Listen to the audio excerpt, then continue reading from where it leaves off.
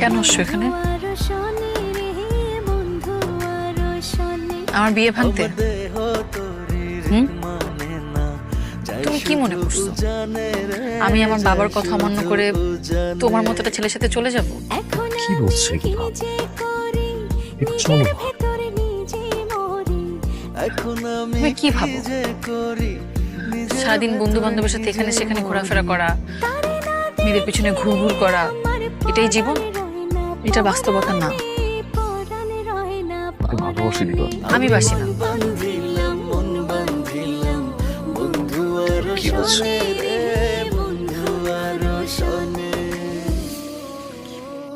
দিবা তুমি চলো। আমি ভালোবাসি না।